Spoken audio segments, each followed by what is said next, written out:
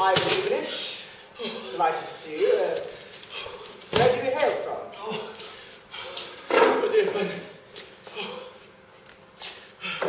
Do me a favour, please. Let me a gun until tomorrow. Please, be a friend. What would you need a revolver for? Oh, please, get me a drink of water, please, my boy.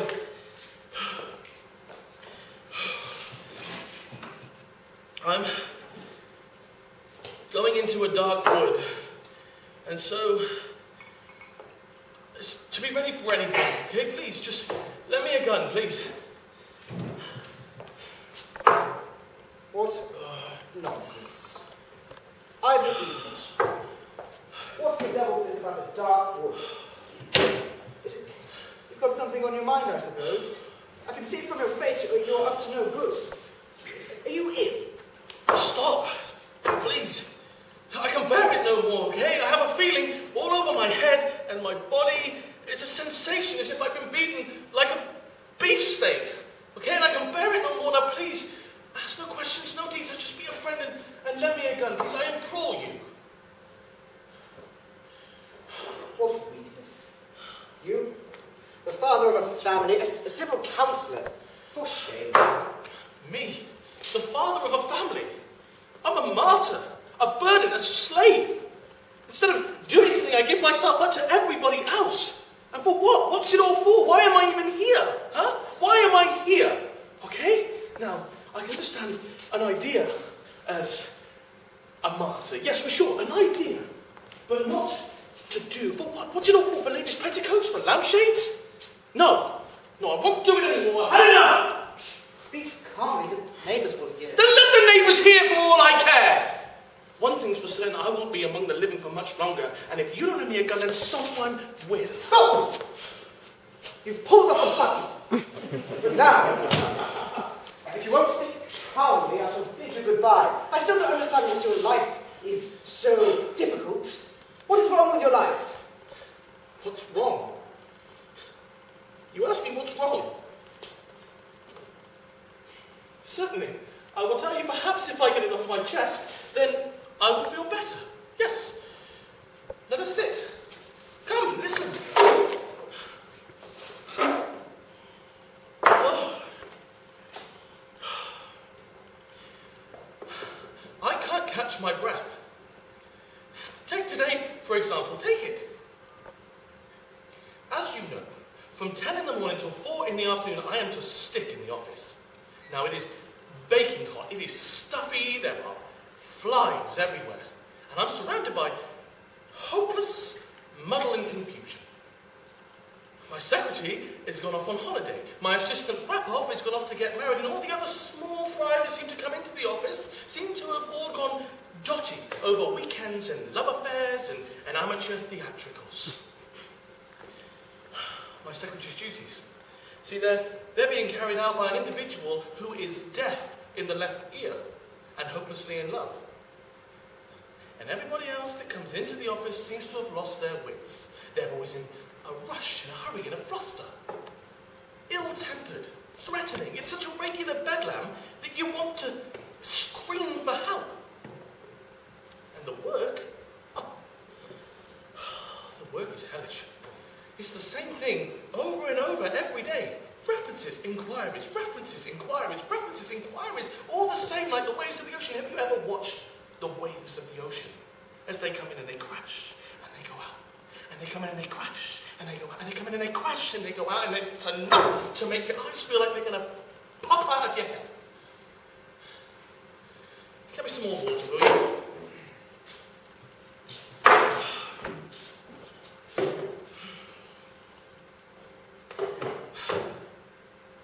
And so, you leave the office. Now you should go home and get some good rest and a good bit of food, right? But no, you are to remember that it is the summer holidays, in that you are a slave. Okay, you are a wretched rag. You see, we have a custom in our summer camp that says, when the holiday visitor is going to town, not only his wife, but every other wretched holidaymaker is entitled and enthralled to burden him with masses of commissions. And so I am to run about town like a hopeless, lost creature. My spouse, she wants me to go to the dressmaker's and give her a good scolding. Why? Because the bodice of a dress has been made too big, but yet somehow the shoulders are too narrow. Sinishka's shoes, they must be changed. My stepsister wants me to go and get 20 kopecks worth of silk to match the pattern and 2 yards of tape. But wait, I have a list. A globe for the lamp, 1 pound of ham sausage, 5 kopecks worth of cloves and nutmeg, castor oil for Misha, 10 pounds of granulated sugar, fetched from home, the copper stew pan and the mortar for pounding sugar, the carbonic acid, the insect powder, 10 kopecks worth of face powder, 20 bottles of beer and vinegar. Oh, and a pair of corsets, size 82 for Miss Chanceau. You see what I'm working with? It's still here at the bottom. But don't forget to fetch home Misha's greatcoat and galoshes. This is my wife and my family. I have 5 of these lists in my pocket from neighbours and friends, God damn them all to hell, and a handkerchief that is nothing but knots. You see, the Vlasains are holding Vlodio's name day tomorrow. Now, he is to have a bicycle. Madame Verin, the Lieutenant Colonel's wife, she's in an interesting condition, and so I am to go every day to the hospital and beg her to come, and so on, and so on, and so on. The same thing every day. And so from the time I leave the train, I am running about town like a hopeless dog with his tongue out, dragging the floor behind him. I am running around cursing my life. In one shop I forget to pay. In another I trip up. In a third I've lost my money. They chase after me down the street as if I was some hardened criminal stealing from them. And in a fourth shop, I'll stand on a woman's dressing. Now, you tell me, all of my chores have been done, and I've managed to somehow buy everything and get it all here. Tell me, how am I supposed to pack it all? How am I supposed to pack tea and carbolic, or a globe for the lamp, and a mortar, or 20 bottles of beer and a bicycle? It's a labour of Hercules, a struggle, a riddle. And no matter how hard you try, you are sure to break something or spill something. And then at the train station, you have to stand there with your legs straddled in your arms, outstretched, holding onto parcels and boxes, propping things up with your chin, and all the while, fish baskets hanging, cardboard boxes, other such trumpery. And then the passengers, they come in and they start pushing up and moving your parcels. And why? Because they're in their seats. They get the conductor. They cause a scene. They threaten to have me kicked off the train. What am I to do? What am I to do? I sit there, blinking at them like a donkey that's been beaten.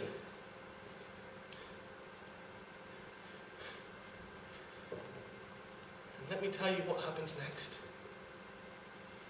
Now, when one gets home, one does deserve a good drink, a good meal, perhaps a good snooze, doesn't one? Yes, but no, because as soon as you have finished your soup, your wife is on you again to go out to dancing and clubs and amateur theatricals. And you can't say no. No, you can't say no because you are a husband. And husband, in holiday terms, means dumb animal. A dumb animal that can be driven and laden as if you see fit, without any interference from the society or protection of cruelty to animals. No. And so you go and you sit and you look on at a scandal in a family or a motcha. And you watch, and all the while you are growing weaker and weaker and weaker as if you would expire at any moment. And you clap because your voice prompted you to clap. So you clap. And you feel dead inside. And then at the dancing you go on to the clubs. And you watch and you look on. And you pray and you hope that someone, anyone, is gentleman enough like to dance with your partner. Because if not, you have to get up and dance the quadrille yourself. Me, dancing. And so you get home from the club. And it's gone midnight. you feel more like a dead sheep than a human being.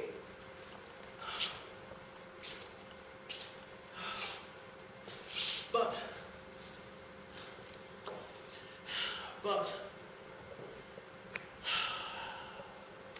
at last, you've gotten your clothes off, you've undressed, you've crawled up into bed.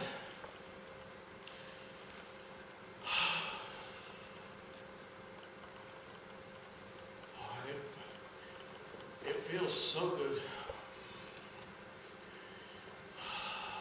It's so warm. So snug.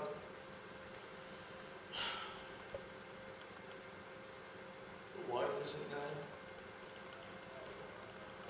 Kids are not screaming in the next room.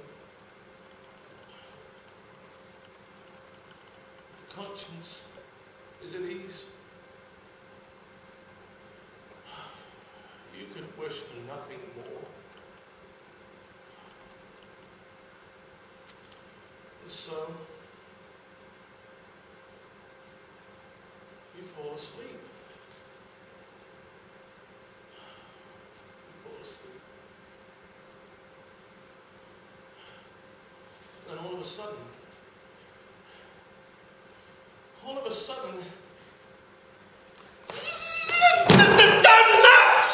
the gnats, they come in. You see, they've survived the plagues of Egypt. And they buzz, and they so mournfully and plaintively, as if they were begging for your forgiveness. And then one bites you, the little rascal, and so for an hour afterwards, you are scratching, and it is red, it is swollen. And what are you to do? You light a cigarette, you start blowing smoke in their face, trying to get them out. But that doesn't work. No, so you cover your head. That doesn't work, so you start squatting at them, bashing them, and nothing seems to work. So in the end, you sit there, and you give yourself up to be eaten by these damn mosquitoes.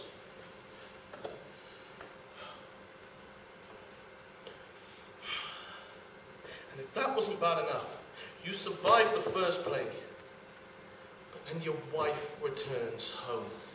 And she comes back with all the other tenors. You see, they stay up all night, practicing amateur theatricals and whatnot, and they spend all day sleeping. All day. What's that song they sing? What's the song they sing? If I were king for a day. And the other one. Oh, God. I wouldn't call home. You know the song. You know the song. And so, they go on singing, okay? And so, I want to sleep. So what do? I've developed a little trick. What I do. I practice, and I tap on my head, right here, next to my temple, right by my ear. And I go on tapping, just like this, until 4 a.m. when they finally stop. Give me some more water.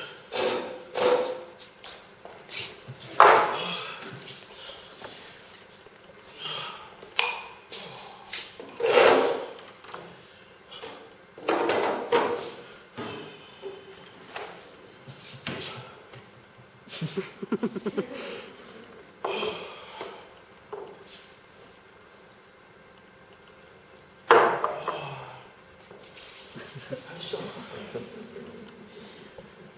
you finally got to sleep and it's gone 4. But you ought to be up again at 6 in the morning.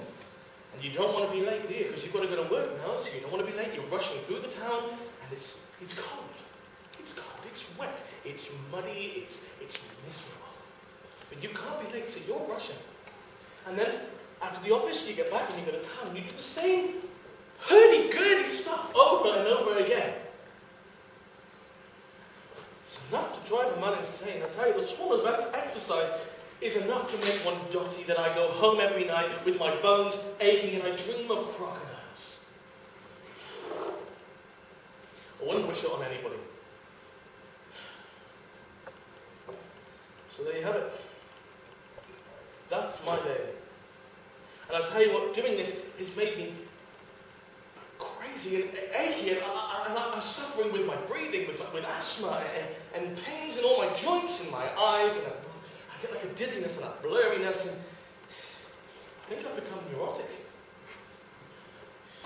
I think I've become a regular neurotic. Only this is between you and me, okay? I would like to ideally consult Tchaikovsky and Mazerovsky before anything else. I just can't seem to help myself. And then that's why the tennis scene, I get like a haze in front of my eyes, and I kind of lose control, and I run around the house screaming. Blood. I thirst for blood. I don't know where it comes from. You see, I'm a human being, and I want to live. You must understand that I want to live. And I mean, this isn't a farce. It's a tragedy. Now, if you won't lend me a gun, at least please tell me you know how I feel. Tell me you feel for me.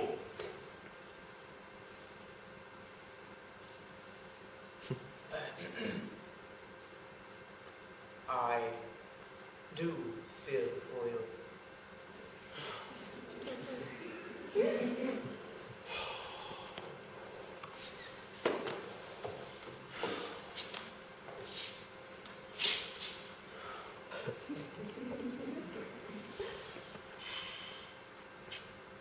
I see it. I see that you feel for me. Anyway, I must go. I'm still to pick up the toothpaste and the foot powder, and then there's still Misha's shoes.